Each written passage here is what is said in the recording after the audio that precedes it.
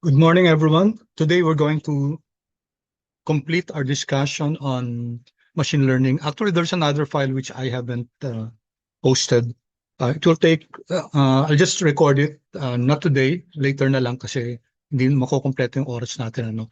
So I created another module here, ML files. This one we already did before, OLM. But may I request you to please download these files. We already have five decision tree random forest and XGBoost 456. So what we're going to do today is 7.1, 7, 8, 9, 10. And also we'll go back to this a bit because I saw that there was one lacking code here. Okay, so this one is actually part of the bigger file that we used last time. Okay, so let's open this. Open that file class to number 3. Okay, number 3 here, OLS. Okay, this is just copied from the original file that we had, the very long file. Okay, and then just make sure that, okay, this one, okay, because last time we only ended here. Okay, we created the LM model, but we did not predict yet. So this is the missing part. So I'd like you to make sure that you run this last code here. Okay, remember, what do we do, class? What we do is we generate the model using the trained data set, and then we also run the model using the test data set. We predict. So this is the code that we did not do last time. So make sure that you run this and make sure that you have your LM in your environment. Make sure you have your LM. Okay, LM pred. Okay, sorry, LM pred. Okay, I'm checking now my objects. I have my LM pred. Okay, make sure you have it because we're going to now compare the what we did, the other models with LM pred. Okay, so just a quick review. After you run this class, you'll have now LM pred. Okay, in fact, these are your first 6 predictions. Okay, I'm sharing my screen, right? Am I? Yes po. Okay, thank you. All right. If you have any questions, please feel free to raise your hand. So the first instruction was to copy the files, copy it into the project that we were doing. Yung OLS na to, same lang to dun sa dating, dun sa mahaba class. Let me just show it to you. Ito yung VIX natin. Ito. Where's that?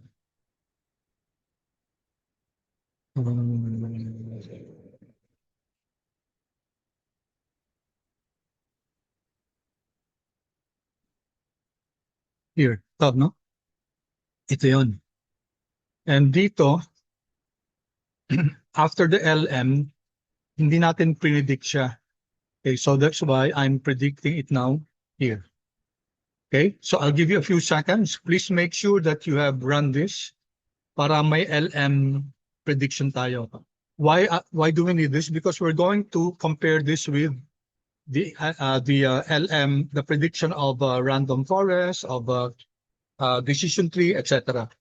Diba pag may predicted values sa tayo, we can now compute for MAE, RMSE, R squared.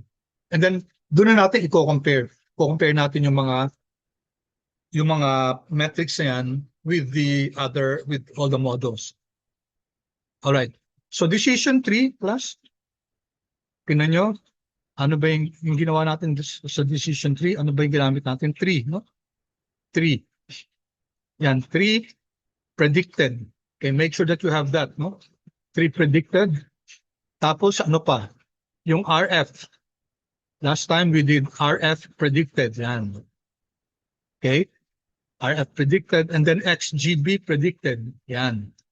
Okay, so those are the models that we already did, no? LM, decision tree, random forest, XGBoost. Those three models, class, on decision tree, random forest, and XGBoost, if you recall, class, these are tree-based models. Okay, so we now go to another model, which is SVR. Okay, I provided you with that 7-1, and okay, kindly open that, class. 7-1. Okay, so support vector machine or support vector regression. So originally this was called support vector machine kasi it was used for classification, supervised machine learning classification. But now it's now used also for regression. Kaya since ang model natin regression, ang tawag natin sa kanya support vector regression. Although still you can see some would call it support vector machine. So pareho lang 'yon. So ano yung SVR, support vector regression? Machine learning algorithm siya that's designed to predict continuous numerical variables. So alam naman natin na regression tayo, no? However, hindi siya katulad ng mga decision trees, XGBoost, random forest. Kasi ito, yung tatlong models sa to, di ba, nag-create siya ng unsum, no? Unsum ng mga decision trees. Si SVR hindi. Regression siya mismo, no? It learns an optimal regression function that best represents the relationship between the predictor variables and the response variable. Okay, ang importante sa SVR, class, is the kernel function, which I'm going to explain in a while. So, of course, hindi natin titignan talaga in-depth ng kernel functions. Ang importante, class, number one, we know that SVR does not make use of decision trees, no? Si SVR, gumagamit siya ng function, kernel function, just like yung regression function. Okay? Financial markets often exhibit nonlinear behavior, kaya SVR has become a very popular forecasting technique in various fields, of course, finance and economics. So, ito nga sinabi ko kanina, I will not really, yung mga pwede yung basahin nyo na lang, no? SVM, okay, SVR, pareho lang siya. Dati, ang tawag SVM, still, it's being called SVM, okay? But SVM usually ginagamit for classification, and since regression tayo, they gave a special name to it, SVR, support vector regression. Okay. All right, so I'll skip this class. Ito lang, no? Instead of constructing decision trees, si SVR nag-estimate ng function, regression function. Para equation siya, no? Binabalance siya yung dalawa. Number one, makapag-produce ng accurate forecast. Number two, makapag-generate ng smooth regression function that generalizes well to unseen data. So, gusto niyang ang kernel function na yan, makapag-create ng function na kahit na hindi pa niya nakitang data, katulad ng test data natin, magiging okay din siya. Okay? So, ang ginagawa ni SVR, ini-ignore niya yung maliliit na errors. Okay? So, may papakita ko mamaya, may epsilon insensitive tube. Ano yun? Pag yung errors nagpo-fall in that tube, in that region, dinidisregard niyan. Kasi yung errors yan, kung malapit siya dun sa kernel function, kung malapit siya dun sa function, then, ibig sabihin nun yung errors niya, hindi masyadong malaki. So, nagfo-focus siya dun sa malalaking errors. Okay. I produced here, isi-share ko na lang dito, no? Okay. So, mathematically, ito siya, no? Here. Okay. We don't have to, of course, memorize the formula. Pero, binigay ko yung ibig sabihin nito. So, minimize natin. What are we minimizing? Yung W? What's W? Minimizing given the weights, model weights, and the intercept. Okay. And then we have a letter C here, cost parameter, controlling the trade-off between the model complexity and the prediction error. Di ba ang ginagawa ng kernel function ni SVR, it will try to come up with a function where nami-minimize yung errors, and then yung model pwede siyang gamitin for data that it has not yet seen. So inaano niya yung complexity ng data para hindi siya overfitted, para hindi lang para siya dun sa training data. Okay? And then yung LD to loss function. Okay, so you don't have to memorize that equation. All right, tingnan niyo dito class, no? So meron ditong figure 7 2.3. Ipo-post ko ngayon. Kalimutan ko ito 'yon, no? Ito. Siguro mamaya na lang, after the class, ipo-post ko 'tong mga figures na ginamit ko dito sa file na 'to. Okay? Kasi dito nakalagay nasa inyo yung code, no? Pero wala sa inyo tong wala yung figure na 'to. It's with me, yung PNG file na 'to. So I'm going to post it later sa modules natin para makita, may copy din kayo nito. Alright, ito yung sinasabi ko class, yung ginagawa ni SVR, no? Okay? So ito yung function na gusto niya i-generate. Okay? So ito yung target na makapag-generate na ganitong function. So syempre, sa function na to, meron ka mag-generate na predicted values, no? Okay? Predicted values. So yung predicted values na yan, compared to the actual values, okay, may errors yan, no? Alam na natin may residuals yan. So mag-create siya ng gantong tube, no? Epsilon insensitive tube. Anong ibig sabihin nun? Epsilon is the residual error, di ba? Errors within this tube, itong blue na to, okay, within this tube, are ignored.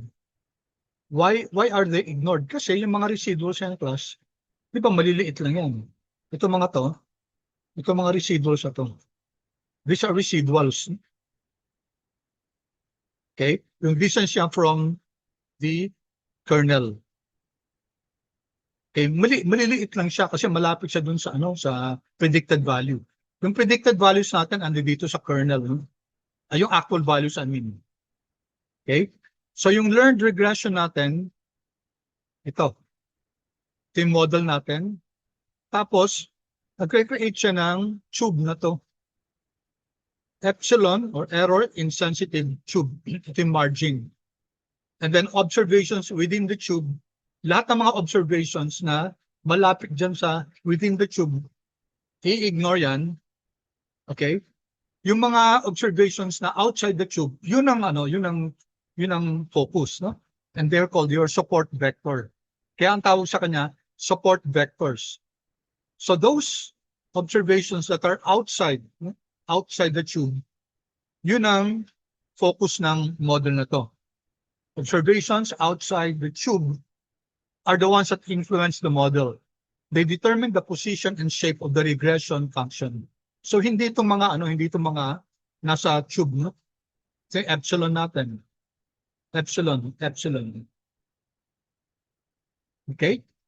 So I hope this is clear, no? Ito yung ginagawa ni SVR.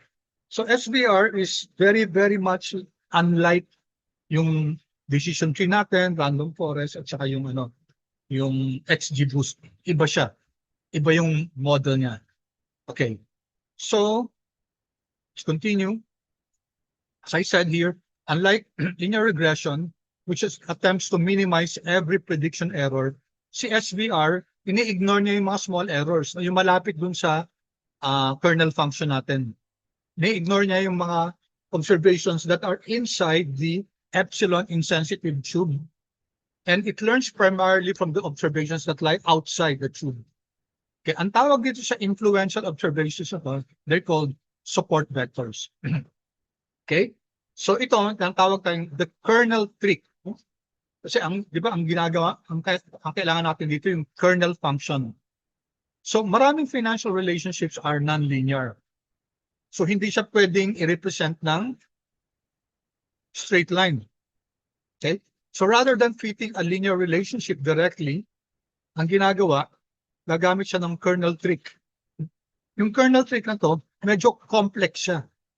Hindi siya yung katulad ng kanina, class. Diba? Hindi naman siya linear, diba? Okay? Ito yung kernel function natin. hindi siya linear. So, ano siya, non-linear. So, yun ang ginagawa ni SBR. Okay? Ang importante dito yung what we call the kernel trick. So, ano yung kernel trick na to? It mathematically transforms the predictor variables into a higher dimensional feature space. Okay? So, medyo higher dimension to, no? Hindi siya linear. And hindi naman natin kailangan plus alamin na yung mga specifics dito. Okay? And ang importante dito, yung transformation na to, implicit. Ibig sabihin, hindi natin nakikita. It's implicit. It's the model that does this. So, anong nangyayari? Yung model na mismo ang gagawa niyan, and it allows the algorithm to model complex relationships efficiently without explicitly, ano yung explicitly? Iko-compute ko niya. No, di ba pag regression, nagge-generate ng beta null, beta 1, beta 2, yung mga parameters. Sa SVR, hindi niya i-generate kung ano yung beta null, beta 1, beta 2, hindi ganun. Okay? Kasi hindi naman linear yung relationship. So, nagiging efficient siya kasi hindi niya kailangan ipakita yung explicitly, no? Yung mga higher dimensional na coordinates na to. Okay, so iba't ibang klaseng kernel functions. Sa pinakakilala yung RBF, Radial Basis Function. It's the most widely used for financial forecasting because napaka-flexible na sa modeling ng linear relationship. So dito sa module natin, gagamitin natin yung RBF, no? Okay? So ito class, yung another figure that I'm going to share with you later. The kernel trick in support in SVR. Ayan. So for example, ito yung nonlinear relationship. Napaka mahirap ano yan, no? Napaka mahirap i-model. Gagawa siya ng trick, itong kernel function. So magko-compute siya ng inner products in a higher dimensional feature space without explicitly performing the transformation. So ano nangyayari? Nagkakaroon ng transform relationship. So mas madali. No? Mas madali siya. Okay? So tingnan nyo dito, no? In the feature space, the data becomes easier to model. And SVR treats a linear function that corresponds to a nonlinear function in the original space. Okay, take note. Ito, yung original. Magka-kernel trick siya. Okay? Magta-transform siya. Pero hindi na niya papakita yung transformation para ang relationship nagiging linear. Okay? So, tinatransform niya itong nonlinear relationship into a linear. But it will not explicitly state that. So, to take a look at this one, yung complex nonlinear relationship in the original space, ginagamit niya ng kernel function. So, this is the kernel trick. So, ang nangyayari niyan, implicitly, so sa inside the model lang, minamap niya yung data to a higher dimensional space. Of course, hindi na naman natin kahit na ilang 5-dimensional space or 6-dimensional space, hindi na natin maiintindihan yun. No? Kaya nga ang sinasabi nila, itong ano talaga, itong machine learning, it's a black box. It's a black box. Alright. Tapos, magkakaroon na ngayon ng linear function, ito na yung feature space, and the result is a powerful nonlinear model in the original space. Okay? So although ito yung transformed relationship, nanggaling actually dito yan sa nonlinear relationship. Alright, so gagamitin natin E1071. This is the package for SVR and other machine learning models. Mag-TikTok din tayo, class. Okay. Tick. Tawagin natin SVR training. And then this is our model. So if you notice, class, pare-pareho lang to dun sa ano natin, no? Sa ginagawa natin, RF model, tree model, LM model. So ang function natin, SVM, support vector machine. Target is a dependent variable, regress on all the predictors. Data natin, class, train ML, no? Okay. Type is EPS regression. Kernel, ito yung RBF, no? Radial. Cos is equal to 1, gamma is equal to 1. Then talk. Okay? So, in my case, pag-rinan nyo to, okay? So, 2.13, no? Kanina, 1.6. Kaya, anyway. So, nangyari. Doble ko, sorry. My bad. Doble ko. Okay.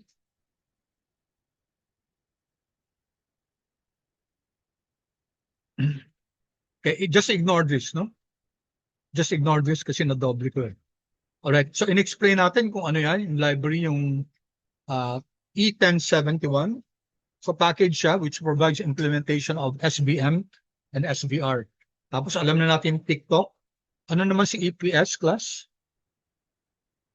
It specifies that the SVM performs a regression task by predicting a continuous response variable, EPS regression. Tapos ano yung kernel natin? Ano yung kernel function natin? Radial siya, RBF. Okay? Radial basis function. It enables a model to capture complex nonlinear relationships that cannot be represented adequately by a straight line. Alright? Then may cost tayo. No? Ang linagay natin, cost is equal to 1. Ang cost penalty siya. Penalty imposed on observations lying outside the E-insensitive tube. So pinapenalize natin yung mga observations na nasa labas ng E-insensitive band. Higher values encourage the model to fit the training data more closely. Okay, so depende. Cost can be greater than 1 or less than 1. So you can do this by experimentation na lang. Si gamma naman, anong inaano ni gamma? Anong kinokontrol niya? Yung flexibility of the regression function. Okay, the higher the gamma, okay, the higher the gamma, the more it is able to learn complex patterns. The lower the gamma, it will produce a smooth and less flexible regression function. Okay, TikTok, alam na natin yan. Alright, so kanina, yung SVM ko, 1.09. Nadagdagan ng ano. Ilan ko nga to? Naging 2 point ano eh. O 1.29. So every time you nagbabago siya, no? So just don't mind this. 1.09. Ibig sabihin, ito yung kanina nung rinan ko siya. Okay? So what happened, class? Naran niya, the model was successfully estimated in approximately 1 second. No? So it demonstrates that SVR can be trained efficiently on datasets of moderate size. All right. So, tingnan natin, class. Ano laman ng SVR model natin? Yung create natin kanina. Ang laman niya, ito, yung formula natin, kernel radial, cost, tapos ito yung mga parameters natin, EPS regression radial. Okay. Tapos, ilan yung support vectors na generate na 1495. So, anong ibig sabihin nun? May mga 1495 na observations na outside the insensitive band. 1495 ang mga nakitang support vectors. Tapos ito, yan. Alright, tapos in-explain ko na naman, naulit lang, sorry. Naulit lang. Okay. I-ano nyo lang, class, i-delete nyo na yung mga naulit. Now, we don't stop there, di ba? We don't stop in just generating the model. Ginagamit natin yung para ma-predict, class. Ma-predict natin si ito, TestML. Okay? Although, new data natin, class, ito, select TestML. Si TestML, wala na naman, tinanggal na naman natin yung ano dyan eh. Let's just make sure, class. TestML, dito na lang, names. Names, TestML. May target pa pala. Sorry. Sa ano pala natin tinanggal sa XGBoost tinanggal natin. Okay, anyway. TestML. Okay, just make sure tinanggal ko yung target. Okay, and then yung first 6 observations and prediction. Yan, class. May prediction tayo. And then you compare this with the actual. And then by generating this predictions, class, we can now compute for the Ramsey, MAE, etc. na gagawin natin later sa model comparison. Okay? Kinapit ko lang dito. Alright, and then again, yung in-explain ko lang yung code.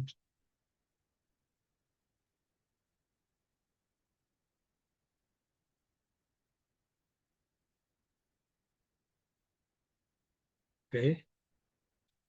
Alright. So, in-explain ko lang dito yung forecast, no? And then the interpretation. The successful generation of forecast confirms that SVR has learned meaningful nonlinear relationships from the training data. So create ng forecast. Okay. Now, unlike decision trees, as I mentioned a while ago, and the other unsum methods, SVR generates forecasts using nonlinear regression function determined by the selected support vectors. Ilan yung support vectors natin lahat? 1, 4, 1, 4 something. Ito yung mga observations na nasa labas ng epsilon insensitive band. Okay? So because we have already the forecast, pwede na nating makompute yung Ramsey, pero mamaya natin gagawin yan. Okay, mukhang nagdoble-doble ko. Sorry. Tingnan nyo lang class yung mga doble ko, ha. Okay. Tapos ito, nag-create lang ako ng flex table class. Yung favorite natin na flex table. Okay, so comparing, ano kino-compare natin dito? Okay. Comparing decision tree, random forest, XGBoost at saka SVR. Okay. Ano yung learning strategy ng ML dito? Single decision tree.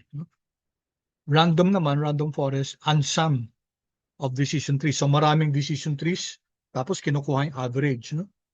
Sa XGBoost naman, remember? Boosting siya, no? Ang random forest, bagging. Okay? Be sure to understand these terms. Sa XGBoost, sequential decision trees, as we mentioned before. Tapos, si support vector, kernel-based regression. Okay? Ito, yung tatlong to, merong var importance. If you recall, di ba, nag-generate natin yung importance ng variables. Sa support vector, wala. Kaya we're not running yung var importance. And yung interpretability nito, plus, si SVR mahirap i-interpret. No?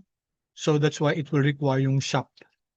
Okay, unfortunately, hindi natin madidiscuss si SHAP ngayon, but I'll create a short video clip ng SHAP. No? Okay. Then my key points dito, class. Just SVR is a regression version of SVM. Kapag classification yung ginagamit, SVM. And then unlike decision trees and unsum methods, SVR learns an optimal non-regression function, yung kernel function natin, rather than constructing decision trees. So si SVR, ini-ignore niya yung mga small prediction errors through the epsilon insensitive tube. Okay? Making the model more robust to noise observation. So ang focus niya yung malalaking errors. So paano siya gagawa ng equation? Gagawa siya ng kernel trick. Okay? Para yung nonlinear na relationships, mako-convert na matatransform niya into higher plane, no? Tapos magiging linear. So ang ginamit natin na kernel dito yung radial, RBF. One of the most widely used kernels for financial forecasting. Okay?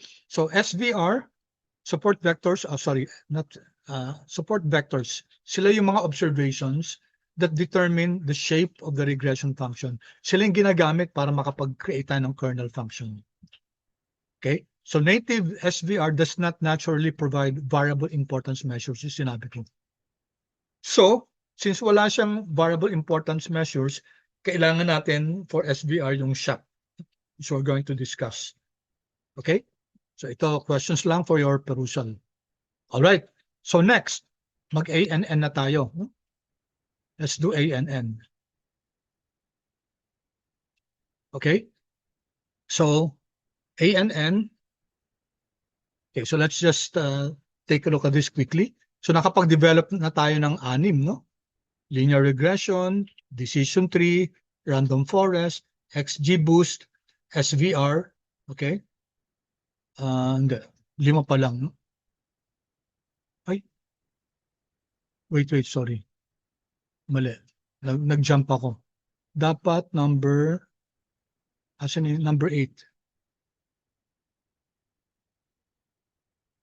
Ito, ANN, no? Okay, check nyo nga kung may number 8 kayo, yung binigay ko na ano. Ayan, okay, ANN. Okay, so let's open that. Artificial neural network. Okay, ito na yung anim natin na ano. Anim natin na ML model. Okay, so far, nakapag ano na tayo, no? Hanggang SBR tayo. So we now introduce one of the most powerful ML algorithms for modeling complex nonlinear relationships. Okay, lahat naman to except for linear regression, yung OLS. Si OLS kasi, ang assumption yan, linear yung relationships.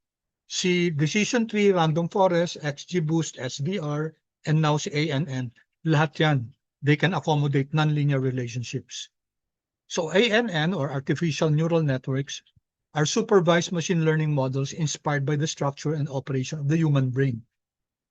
And so, yung mga nag-create itong ANN na to, ang ginamit nila na basis yung how our brain thinks, no? Yung mga neurons natin. Okay? I think I provide, may ano ba ako dito? Meron ako. May figure ako dito, no? So, ito lang, wait. Why do we need ANN? Si linear regression assumes that yung predictor natin at saka response variable can be adequately represented by a straight line. Si decision tree improves on this by partitioning the predictor space, no? So yung marami tayong predictor, 17. So ini-split niyan into smaller. No? Kasi random forest at saka XGBoost, ganun din. Nagko-combine siya ng multiple decision trees para ma-improve yung forecasting accuracy. Si SVR naman, as we mentioned, iba siya. Gumagamit siya ng kernel functions. Si ANN, iba. No? Iba yung approach si ANN. Instead of learning decision rules or estimating an optimal regression function, si ANN, ina-adjust niya yung strengths of the numerous weighted connections among the artificial neurons. Parang sa brain natin. During training, the network repeatedly compares its predictions with observed values and updates this connection weights to reduce future prediction errors. Okay, so biology to AI. Here, class. Okay, I'm going to share this later, itong figure na to. No? Okay, para maran nyo rin to. Pag sinend ko yung file na to, i-save nyo dito sa ano nyo, sa our project nyo, no? Para, and then, I'll send you the same name para pag, ito, meron na kayong code nito, no? Tapos ito, need are include graphics lang yan. Tapos kung ano yung file name, okay? Yun ang ibibigay ko sa inyo na file name na ito yung item na to, no? So that pag nyari, close ko to tapos pag click ko siya, na ma-access ko yung drawing. Di ba? So ito yung biological neuron natin, di ba? Ito yung mga dendrites, yung parang yung mga branches niya. So our dendrites receive signals. Okay? Ito yung cells ng brain cells natin. Okay? Soma. And then, pinoprocess niya yung signals. Tapos, yung signals, saka nakakapag yung body natin. Kunyari, you put your hand on the fire. Pag wala tayong yung sa brain natin, nasasabihin sa atin na danger, tanggalin mo yung kamay mo dyan. Hindi mo mararamdaman yun, no? O hindi ka mag-a-act na tatanggalin mo yung kamay doon. Hindi ka magre-react. So how fast, di ba? Kanya may mahawakan kang, if you touch something hot, immediately magre-react yung katawan natin kasi yung synapses natin, yung mga neurons natin sa brain, immediately nagbibigay ng warning signal. So that's how the biological neuron works. Parang ginamit yan sa AI nito, ANN. So gumagawa ng artificial neuron. So yung mga inputs natin, kunyari, 17 variables na yan. So titingnan yan, no? Magkakaroon ng summation weighted sum dito, tapos activated function, and then output. So minimic niya yung how the biological neuron behaves. So here, biological neurons communicate through complex electrochemical processes. So dito naman, artificial neurons perform mathematical computations that mimic the basic functions of the biological neurons. Siyempre, hindi pa niya talaga maano. Nobody can really, as of now, okay, I don't know if they can really match the creation of God, yung human brain natin. And maraming studies, for example, sa London, may dalawang scientists, mga atheists. So they set out to study the human brain. At the end, after, to make the long story short, ang conclusion nila, it's not possible to have no creator. May gumawa nito. So napaka-complex na ano na to na they say that that's one proof of the existence of God. Kasi grabe yung brain natin. And we haven't even talked about it really, no? Ito lang. Yung the mere fact na pag nakatouch ka ng mainit na object, di ba? Immediately nagre-react ka, di ba? Kaya yung may mga sakit na ano ba to, yung mga leprosy ba yun? Ang problema nila, hindi sila nakakaramdam. Diba? Pag nakahawak sila ng mainit, hindi nila nararamdaman yun. So, walang parang message na signals na pumapasok sa brain natin. Okay? So ito, ANN learn through experience. So initially, magkre-create siya ng yung network, magbibigyan siya ng ito yung mga weights, no? Mag-a-assign siya ng mga weights, and then ina-adjust yung mga weights na yan para ma-reduce yung prediction errors. Okay, so rini-repeat itong process na to, okay, many times. So ito yung equation class, no? Okay. Weighted sum, ito yung net input, and then this is the formula. X is our input variable. In our case, 17 yung X, yung ano natin, input variable natin. And then the corresponding weight. So ang binabago-bago dyan yung weight. Okay? Para yung output will be closer to the real value. Okay? The weighted sum is then passed on to this activation function ito. So nagre-create siya ng function dito. Okay. All right. So, let's go. Punta na tayo dito sa ano. Again, iti-train natin class. Ang gagamitin natin yung NNet package kasi again, current sana class eh. So hopefully in the near future, pwede na magamit talaga yung current even sa XGBoost, di ba? Nagka-problem ako nun eh. Hindi siya nagkaka-error siya. So that's why I had to use the native na XGBoost na develop ng 2001. Of course, may limitation siya. Kasi yung current package, mas powerful siya. Mas maraming features. Ganon din dito si artificial neural network. May problema din dun sa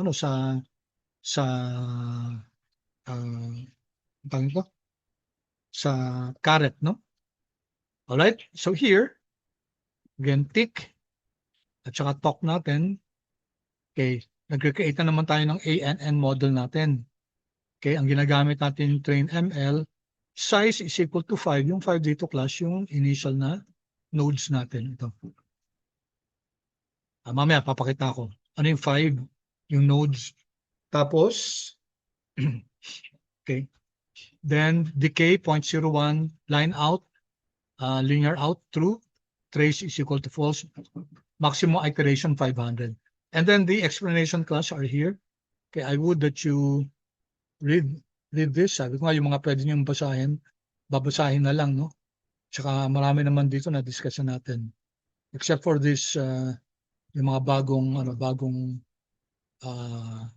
laman, no? Okay. Niliitan ko lang yung spacing para TikTok, alam na natin yan. Okay. Alright. So let's run this. Rinan na natin, ano? Ayan. Run.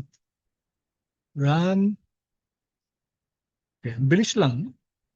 0.95 seconds nga lang. Okay. Hindi nga umabot ng hindi umabot ng 1 second.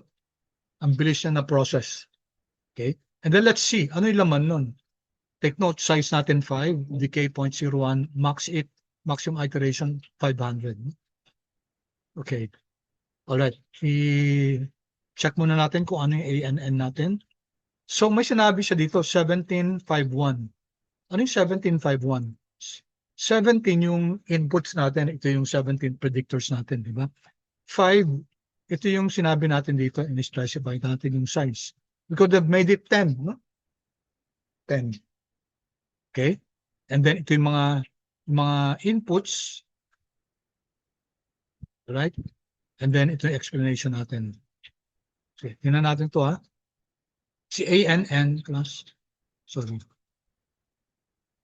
displays a summary of the trained ANN stored in memory. Unlike linear regression, where only one coefficient is estimated for each predictor variable. Okay? So di ba sa regression, kunyari, si volatility. Si volatility, may isang parameter siya. Okay? May beta siya, yung parameter. That's the magnitude by which it affects yung USD PHP. Si ANN kasi hindi. No? An ANN estimates many connection weights distributed throughout the networks. I'll show it to you. Ito tingnan nyo, 1751. 17 yung input neurons natin, yung predictors natin. 5, yung neurons natin sa hidden layer, and output natin yung generate natin na ano, which is the target variable. Okay, may sinasabing 96 weights. Ibig sabihin nun, may 96 connections during training. Okay, linear output units indicates that the output layer, linear activation function to, making the network appropriate for predicting continuous response variable. Decay, ano naman decay 0.01? Confirms that the weight decay was applied during training to reduce the risk of overfitting. Okay? So tingnan natin class. Mag-generate naman tayo ng predictions. Kasi may ANN model na tayo. Okay? Ngayon, ipipredict natin using the new data test ML. And then tingnan natin first 6 observations. Yan. Okay? So ito na class yung mga predicted values natin. Para saan to? Meron tayong mga actual values. Later on, gagamitin natin yung predicted value na yan para so that we can compute the Ramsey, MAE. I hope that's very clear to you, class. Kaya natin predict using the test data is so that we are able to, tapos sa lahat ng machine learning algorithms yun, diba? Ginagamit natin yung test data set natin para i-predict. Okay? Why are we doing that, class? So that, okay, we are using now the model in order to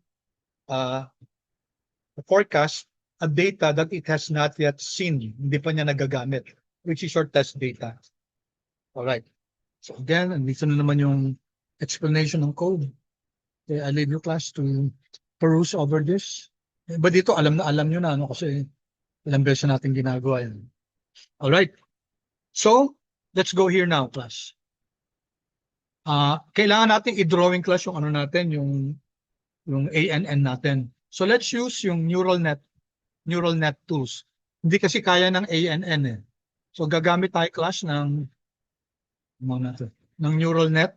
Okay? Ito, class. And then, i-plot natin. Okay? Plot natin si ANN. And then, if you do this, class, okay, ito yung mag-generate niya. Yan. Hindi siya masyadong clear, pero okay lang. Ang importante, class, what are these? These are your 17 predictors, yung features natin. Notice, class, that each of the features are connected to your layer, inner layer, hidden layer natin. Saan nagaling tong 5? Tayo nagsabi, 5. Sabi ko nga, pwedeng gawing 10. Pwedeng gawing 1 lang. Pwedeng gawing 2. But notice, class, that all of the predictors are related to all the hidden layers. Hidden 1, hidden 2, hidden 3, hidden 4. Okay? Tapos ito, magge-generate ng isang B1. And then from the hidden layers, pupunta na sa target variable. Yung pwede pang ano yan, pwede pang yung more, sabihin natin more complicated, pwedeng isang hidden 1, tapos may isa pang hidden level, no? Pwedeng gawin yon. So I would want you to try to experiment on that. Kunyari hidden 1 dito, tapos may dalawa ka pang another layer ng hidden. So pag ganun class, what will happen is magkakaroon ka ng dalawa na naman dito. So this will be your hidden 6 and hidden 7. So ano mangyayari dyan? Si hidden 1, hidden 2 connected dyan. Hidden 2 connected din dyan, etc. Lahat ng mga hiddens natin nakakonect dyan. Okay? Tapos magkakaroon dito ng another B3. B2, tapos ito yung B3. Alright, so that's how a neural network works. No? Again, hindi natin talaga naiintindihan how it does it. Okay? Kasi black box nga to, no? Black box siya.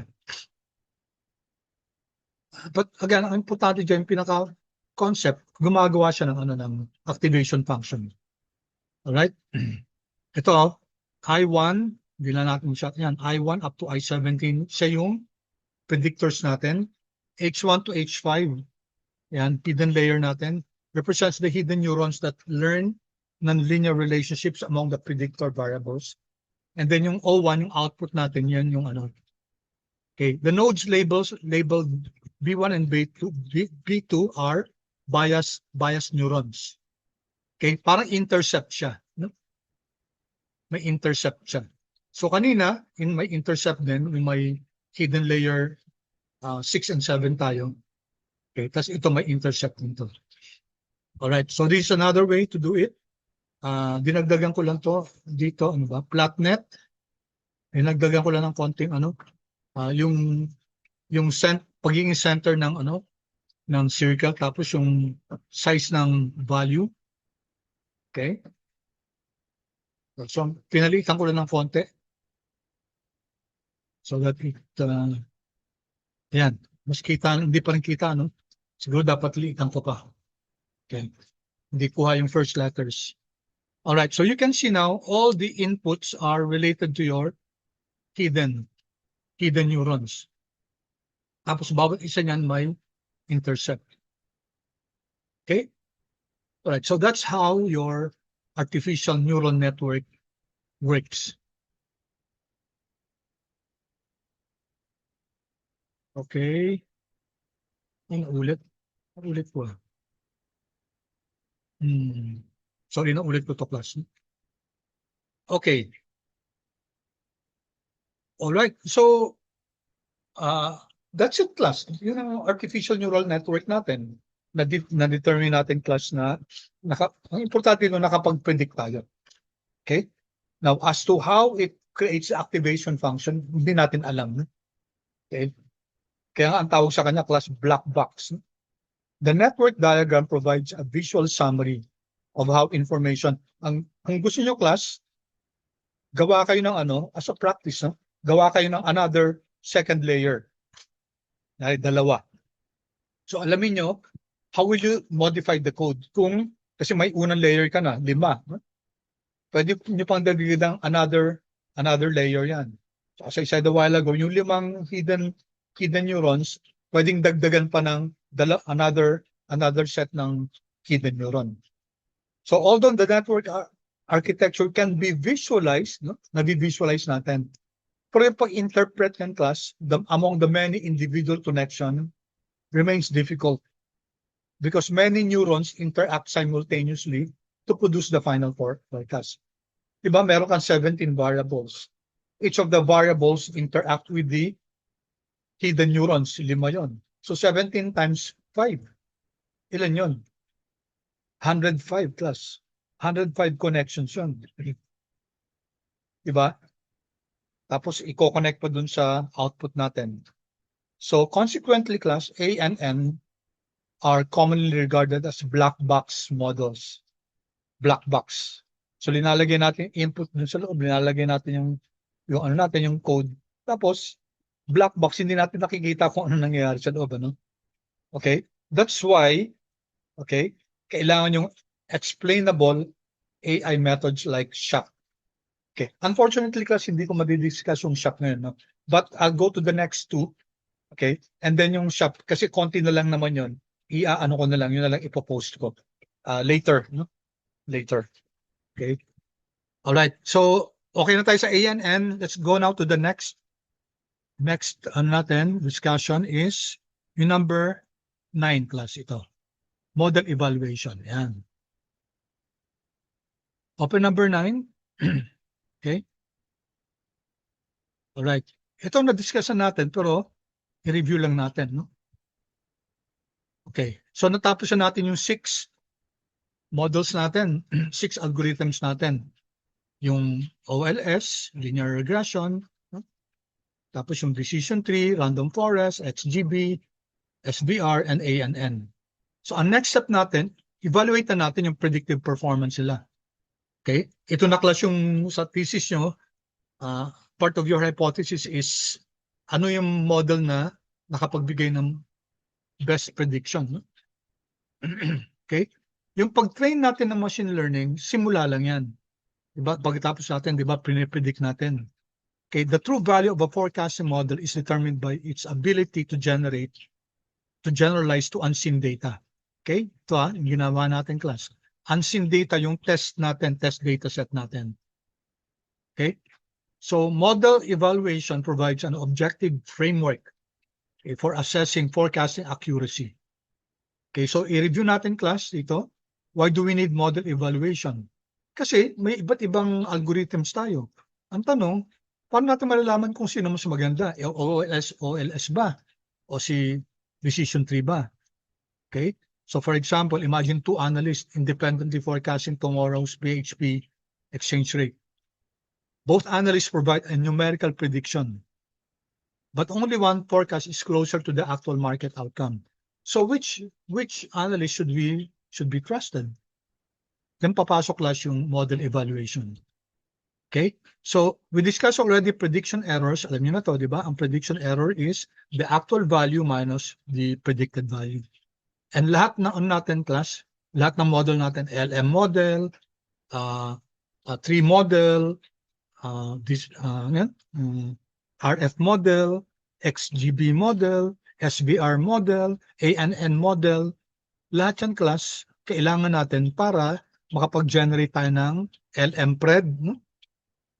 Tree-pred, yung mga predictions using the unseen data. Okay? I hope paulit-ulit ako nito. I hope na naintindihan class, no? So review natin si Ramsey. Paano si Ramsey class? Ito lang, di ba? Root mean square error. Y sub I, actual value class. Actual value ni test ML. And then Y hat, ito yung ano to class? Ito yung LM-pred, RF-pred, tree-pred, etc. Kinukuha natin yung difference nila and then squared, sum that up, get the average, and then get the square root. So ito class, isang measure yan, no? So si tree-pred, may isang ano siya, may isang measure siya ng Ramsey. So lahat ng mga models may isang measure ng Ramsey, may isang measure ng MAE, etc. Okay? So, example class, tingnan natin. Although mamaya i-compute natin to, no? How do we compute for the Ramsey ni Ann? Ito lang class. Ramsey, although mamaya class, may gagawin tayo may gagawin tayo mas mabilis, no? RMSE kasi pwedeng function yan, no? Actual ng test data natin, which is target, and then predicted is equal to unpred. Diba? So Ramsey, kunin natin yung Ramsey nila. Kailangan ibigay mo yung actual value at saka yung predicted value. So when we click this class, it generates the root mean square error. Okay, so anong gagawin natin dyan? Then we compare that with the other Ramsey ng iba't ibang models natin. Okay, so ito, dinefine ko lang ito yung Ramsey nito. Okay. Alright. Tapos si MAE naman, diniscuss na rin natin to. So very quickly lang class, MAE is simply, di ba, absolute error. Get the difference between your Y sub I and your forecasted, and then sum natin, and then get the average. Mean, absolute error. Sabi ko, I don't have to memorize a formula. Basta intindihin nyo kung ano yung ginagawa ng formula na yan. Absolute error. So, ibig sabihin lang, absolute value lang ng actual value minus the predicted value. And then sum lahat, no? Lahat ng mga errors natin. Sum and then get the average. So, that's your MAE. Okay? Example nito, class. Ulit. MAE ni ANN. No? So, pwede natin gamitin. May function na MAE, mean absolute error. So, kailangan ipakita natin kung ano yung actual. Actual is equal to yung target variable natin from test.ml at saka ano yung predicted natin. Yung ANN predicted. Okay? So, run lang. Yan. Yan ang MAE. Okay, is this good or bad? Hindi natin alam. Kailangan i-compare natin with the other models. All right. And then lastly, class, coefficient of determination. Na-discuss na rin natin yan. Diba? Sabi natin, ito yung proportion ng variability ng target variable natin, ng dependent variable natin, na kayang i-explain ng model. Diba? So, diniscuss natin itong 1 minus, no? Ito class yung explained, no? Unexplained. Ito kasi yung residual natin divided by the total variation. So the sum of the squares of your regression divided by the sum of the squares of your total is equal to your explained variation. Okay, yun ang R squared. All right? So once again, R2N correlation kunin natin class yung correlation ng actual natin and then predicted natin. Kasi klase R, coefficient of determination, correlation yan di ba? R yan, no? R. And then, in-square lang natin. So if you take a look at this, ilagay ko dito para kitang-kita niyo yung formula. What are we doing here? Okay, tingnan niyo to class, no? Una, kinukuha natin si correlation. Correlation nino? Yung actual value natin at saka yung predicted value. And then, anong ginawa natin? Square natin. Kaya R squared. And when we run this, you get this. And explain ko lang code dito. Okay. Alright, may isa pa akong idadagdag, no? Sa case nyo, magbibigay ako ng bonus kung gagawin nyo to. Itong directional. Alright. Ano ibig sabihin directional accuracy?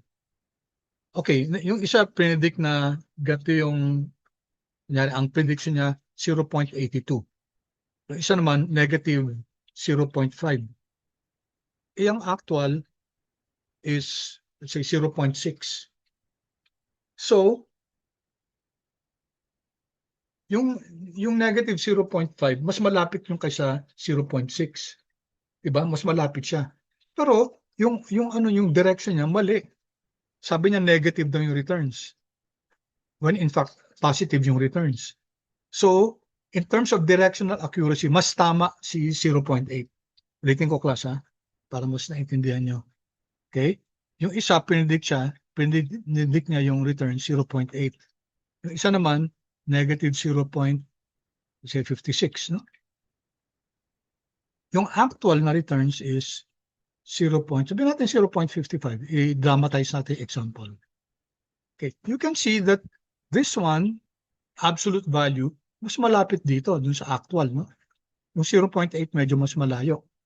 Kaso nga lang class, opposite sign Okay? So, in effect, sino mas magandang prediction? Itong 0.8 o negative 0.56?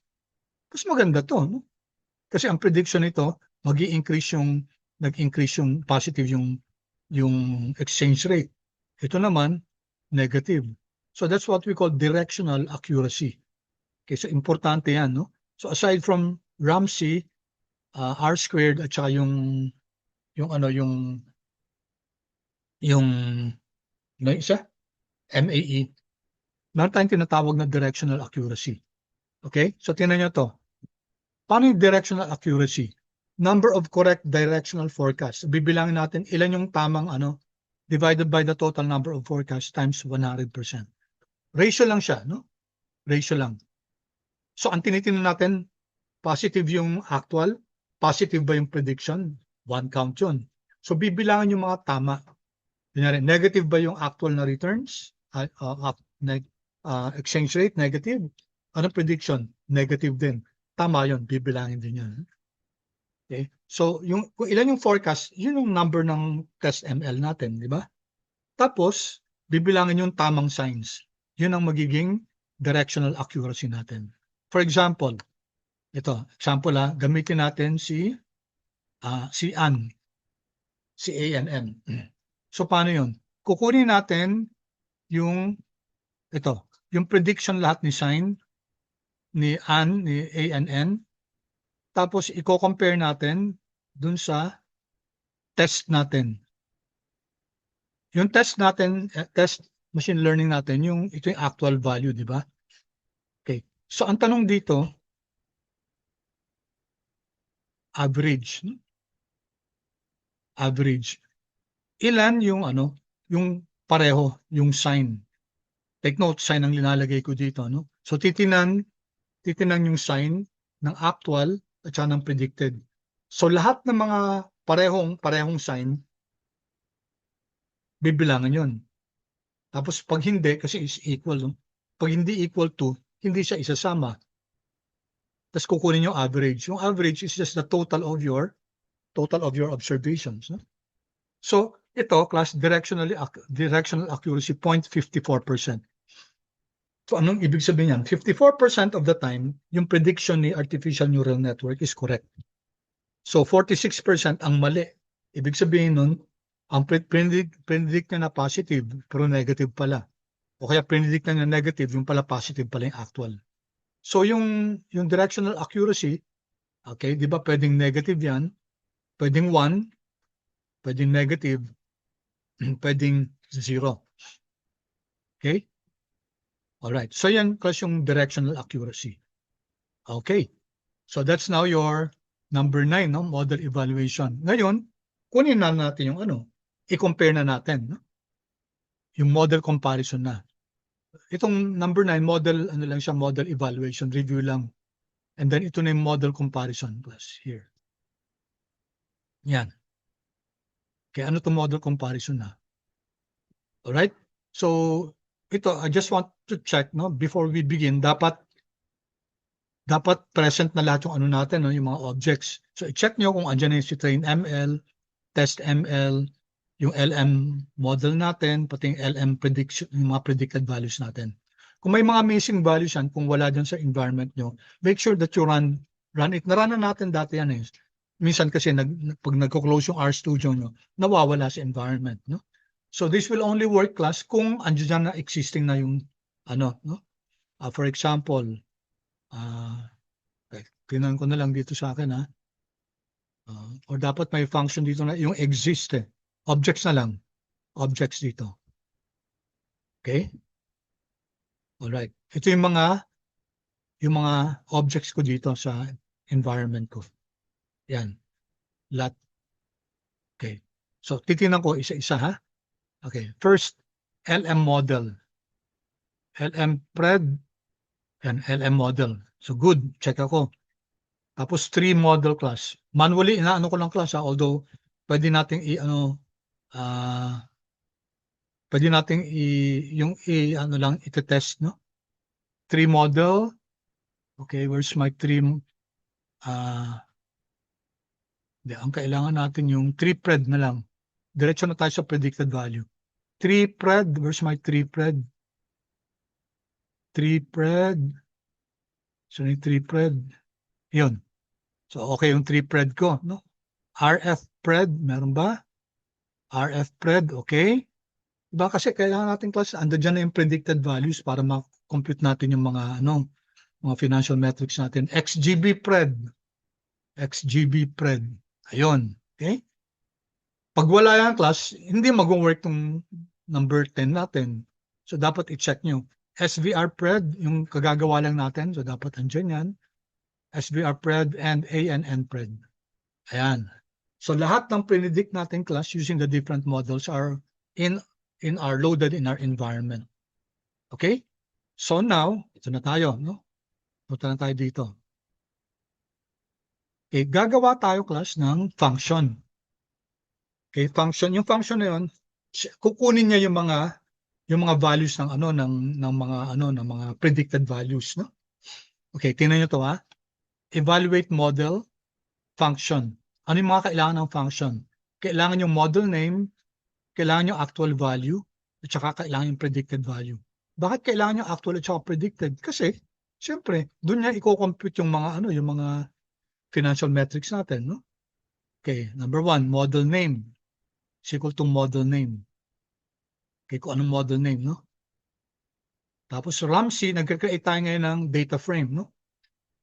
First, yung isang column, model, ang laman, ang pangalan, model name. Pangalawa, Ramsey. Paano kukunin sa Ramsey? Ayun, RMSE class. Ramsey nino, actual at saka predicted, no? Actual at saka predicted. Tapos MAE ganun din. MAE actual predicted, R squared, correlation ng actual at saka predicted, tapos squared. Tapos directional accuracy, 100 times yung kanina yung formula natin, no? Alright, so i-run natin to class using metrics and dplyr. Okay? Alright. Ngayon, so binigay ko na explanation ng model, no? Okay. So punta na tayo dito ngayon sa pag-extract natin. Evaluate natin each model. Alright. So ito class, di ba? LM results. Kukunin natin yung LM results. Gagamitin natin sa evaluate model. Anong name? Linear regression. Ano yung actual value? Test ML target. Ano yung predicted value? LM pred. Okay, tingnan nyo class yung syntax. No? Very, very easy to follow naman eh. Sabi natin dito, si evaluate model, okay, may function yan. So dapat pag gagamitin mo siya, yung function mo, input mo yung model name, input mo yung actual value, input mo yung predicted value. Tapos ito yung gagawin niya. No? Ito yung gagawin ni evaluate model. Magkakreate siya ng data frame, tapos yung model na ilalagay niya, kung ano yung model name dito, tapos yung Ramsey, i-compute niya yung Ramsey. Depende kung ano yung actual at saka predicted. So lahat yan i-compute niya. No? Okay, so punta na tayo dito. Each of them class, each of the models, ito. LM results. Gagamitan natin evaluate model. So ano yung name? Lagyan ng pangalan na linear regression. Ano yung actual value? Test ML target. Ano yung predicted value? LM pred. No? Okay, so magkakaroon ng result ng object na ang pangalan LM results. Okay, tapos ito naman si tree results. Anong pangalan? Lagyan natin ng decision tree. Ano yung actual value? Test ML target. Ano yung predicted value? Tree pred. Okay, ganun din si RF, ganun din si SGV, ganun din si SVR, ganun din si ANN. Okay, sana sinasama pa natin yung accuracy, yung directional accuracy. Kaso hindi natin nagawa for LM yun eh. At saka for random tree at saka yung kay random forest. Siguro yung ibibigay ko na additional na video for shop, ilalagay ko na lang yon para maisingit yung directional accuracy. So notice wala ditong directional accuracy. Okay. Anyway, so ito lang muna, no? So let's run this class. Ayan. Lumabas na yung mga LM results, tree results, no? Kaya kung tingnan nyo class, no? Kunyari, ayan, AN results. Ano to? Ano laman ng AN results? And di ba? Yung model name, di ba? Yung sa evaluate model natin, yung Ramsey, yung MAE, yung R squared, at saka yung directional accuracy niya. Okay? So ang gagawin natin dyan, ito, co-combine natin. Yan. Let's create this object, results, and then ibabind natin yung mga rows. No? Kasi yung mga object natin, yung NAN model, tree model, naka-rows siya. So pagsasama-sama natin yung rows ng LM results, tree results, etc. Tapos tingnan natin yung results class. Yan. Tingnan nyo. Yan. Okay? So take a look at this class. I-print na natin yung results ito. Take a look at our results. Ayun, no? Diba? You can now see ito yung mga models natin. Ano yung Ramsey niya, ano yung MAE niya, ano yung R-squared niya, ano yung directional accuracy niya. Diba? In terms of directional accuracy, mukhang si random forest ang pinakamataas, no? So yung percentage na tama yung sign niya, kung positive or negative. In terms of Ramsey, sino yung pinakamaganda? Sino yung pinaka-lowest? 44, 48, 47, 55. Pinaka-pangit ko si artificial neural network, no? 0.055. Siyempre yung Ramsey, the lower the better. Random forest, pinakamaganda, no? 0.044. Okay. So in this case, si random forest, pinakamagandang Ramsey. MAE niya, 330. Oh, ano din, no? So consistent si random forest, di ba? Sabi natin si random forest, very powerful talaga yan, no? Okay. Of course, tinalo yung si XGBoost, no? Tapos, of course, hindi lagi yan. Sometimes mas, depende rin sa data natin, no? Sometimes mas lumalamang si XGBoost, minsan si SVR. So, yun ang, kaya nga sa hypothesis natin, sa hypothesis yung class, magbibigay ako, no? I-discuss ko dun sa final na chunk ng mabilis lang yan, mga 30 minutes kasama yung chunk. Okay, and then directional accuracy, pinakamaganda si random forest. Okay, and then here, I just gumawa lang ako ng interpretation class. And then dito yung library natin, yung favorite natin na flex table.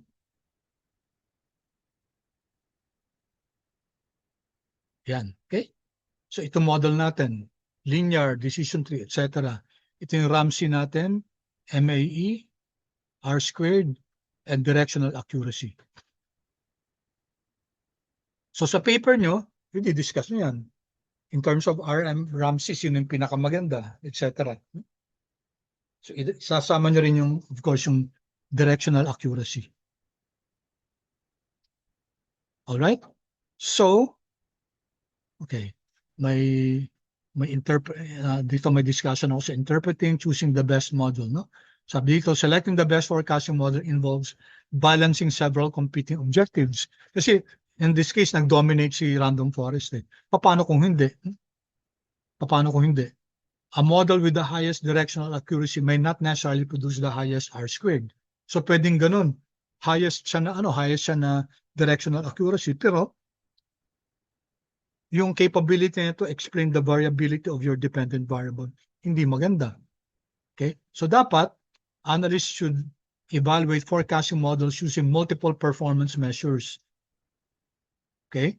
In financial forecasting, the preferred model depends on the objectives of the analysis, including predictive accuracy, computational accuracy, efficiency, interpretability, and the intended application of the forecasts. So there's not one parang rule, no? Pero sa data natin ngayon, talaga nag-dominate si random forest. So syempre, pag ganyan, isa lang yung sasabihin natin dyan, si random forest ang gagamitin dito kasi siya yung magandang results na pinakita. Okay, so key points, different ML algorithms may produce substantially different forecasting performance. So pwede magkakaiba sila, no? Tsaka, kunyari sa Ramsey, pinakamaganda si XGBoost. Sa MAE, pinakamaganda si another algorithm, etc. So pwedeng iba-iba. So that's why we are using multiple evaluation kasi sinama natin directional accuracy. So the best forecasting model depends on the objectives of the analysis. Okay, babalik tayo sa objective ng analysis nyo. And model comparison provides the foundation for selecting an appropriate forecasting model before interpreting it. So may mga questions lang ako dito, class. All right. So with that, class, ito na lang yung huli, class. Iaano ko na lang mamaya to. No? Kasi may kinokorrect lang ako dito. Itong shock. No? Ito. Explainable artificial intelligence. Okay, let me just start with this. And ito na lang i-record ko. Maiksi lang to. So mamaya na lang, class. No? And then ipopost ko rin yung case study niya. So let me just start with this. ML models often achieve impressive forecasting performance. However, many of these models provide little information about how each individual predictor variables contribute to their predictions. di ba gumamit tayo dun sa variance importance, no? Nagamit natin yung for decision tree, for random forest, for XGBoost. Pero yung sa iba, wala, no? Wala. So, papasok ngayon si Shapley class. Okay? This led to what we call, kasi yung ibang models hindi nakakapagbigay ng variance importance. So, pumasok yung explainable artificial intelligence, yung XAI. Okay? So, maybe this is a new term for you, XAI. Explainable AI, which is a collection of methods designed to make ML models easier to understand and interpret. So, maraming techniques ang available, pero sa XAI, isa sa pinaka popular is the Shapley additive explanations. So ano ginagawa ni Shap? Ina-explain niya how each predictor variable contributes to an individual prediction. Also, nagpo-provide siya ng overall assessment of the variable importance. So ito yung kailangan natin, no? So kailangan natin sa case nito, hindi lang tayo nagtapos dun sa mga Ramsey, etc. May another level tayo na Shap, no? And you can use this class sa paper nyo. Okay? So, in the previous chapter, si Random Forest nag-produce ng strongest forecasting, di ba?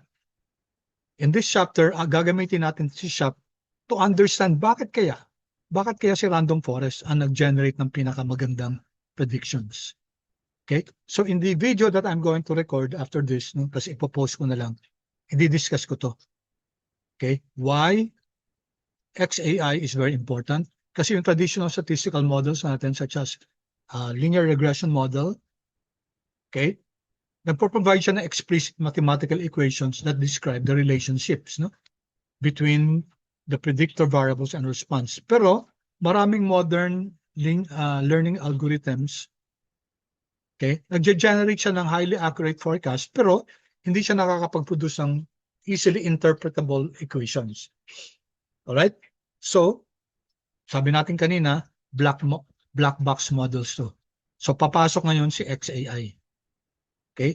So, rather than replacing machine learning algorithms, si XAI ang gagawin niya, i-improve niya yung transparency, interpretability, and trust in the model. Okay? Alright. So, I'll stop here. Okay? And then, later on, ipopost ko na tong XAI together with the file and then also the pictures. Tingnan nyo na lang sa canvas sa natin, and then the case, no? So lahat yan ibibigay ko na mamaya for you to be guided sa case natin.